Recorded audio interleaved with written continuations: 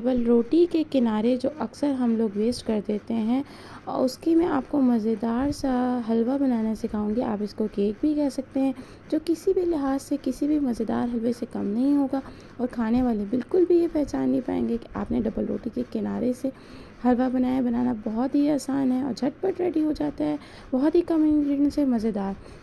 बिस्मिल्लाहिर्रहमानिर्रहीम। सबसे पहले आप ये देख सकते हैं, मैंने अपने बच्चों के लिए सैंडविचेस बनाए थे, उसके किनारे बचे थे। अब मैं इसको जब सबसे पहले ब्रेड क्रम्स बना लूँगी। आप इसको एक चॉपर में डाल लें। मेरे पास छोटी वाली चॉपर थी तो मैंने उसमें डाला है, बहुत अच्छे से बारीक हो जाते हैं। इसको आप छोटे छोटे पीसेस में करके थोड़ा थोड़ा करके आप इसको चॉप कर लें।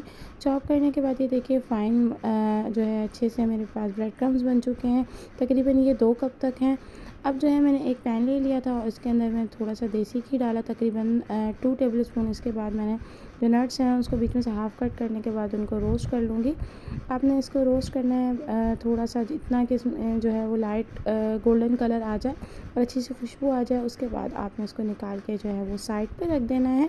हलवा झटपट रेडी हो जाता है, इसलिए पहले हम इसके लिए जो है इसका मोल्ड रेडी कर लेंगे।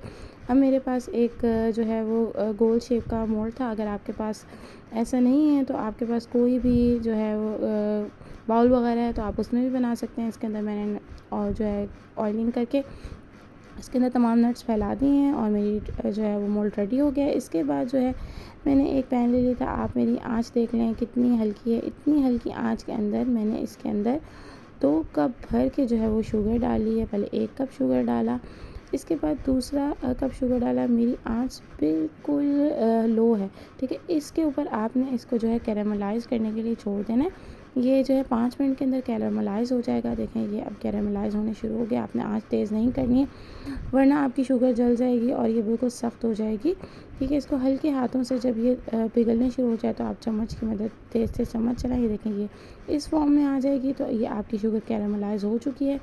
इसके अंदर जो है ना मैंने 1.5 कप भर के दूध का डाल दिया है और ये इस तरह से अगर उबल के आ जाएगी तो आपने परेशान नहीं होना है। इसको हल्की आंच पे छोड़ देना है और वक्फे वक्फे से चम्मच चलाते रहना है। शुगर इसके अंदर दूध के अंदर खुद ही मिक्स हो जाएगी।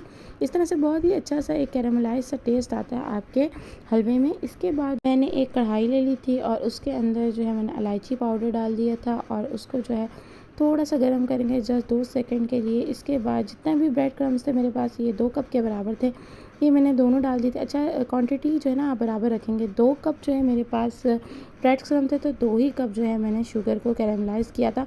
इससे ना बहुत ही बैलेंस सा मज़ेदार सा टेस्ट आता है। अगर शुगर आप कम लेते हैं तो थोड़ी सी कम कर लें, वरना ये जो है ना एग्जैक्ट है और बहुत ही ज़बरदस्त सा इससे आपके जो है ना हलवे में टेस्ट आएगा।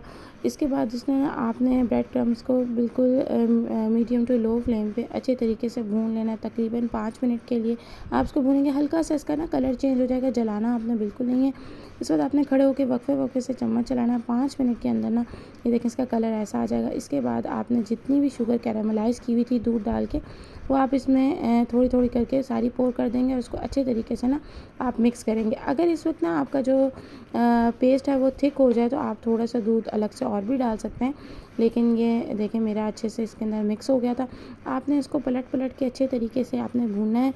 जब ये दूध और शुगर और वगैरह इसके अंदर अच्छे से मिक्स हो जाए, इसके बाद मैंने 1 कप जो है इसके अंदर क्रीम ली थी। अगर आप इस्तेमाल करना चाहें तो लें, वरना जो है आप इसके अंदर दूध भी डाल सकते हैं थोड़ा सा और इससे ना बहुत अच्छा सा क्रीमी सा टेक्सचर होता है। आप देख सकते हैं कि इस तरह से जब रेडी हो ना कि इसके अंदर से ऑयल छूट जाए, तकरीबन 10 मिनट आपको उसकी भुनाई करनी पड़ेगी और जो है ये अच्छे से फोल्ड हो जाए तो समझे आपका जो है ब्रेड क्रम्स का मज़ेदार सा हलवा जो रेडी है। इतनी अच्छी खुशबू आ रही थी, मेरे बच्चे बहुत ही ज़्यादा इसको पसंद करते हैं।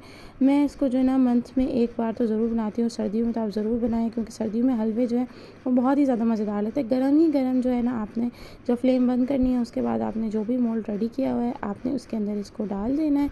आप ये देख सकती हैं मैं इसको इसके अंदर डाल रही हूँ। डालने के बाद आपने इसको जल्दी से सेट कर लेना है और आपने हाफ़ एन आवर के लिए इसको जो है वो ठंडा होने के लिए छोड़ देना है। पहले आप इसको थोड़ा सा टैप कर लें और आधे घंटे के लिए छोड़ दें।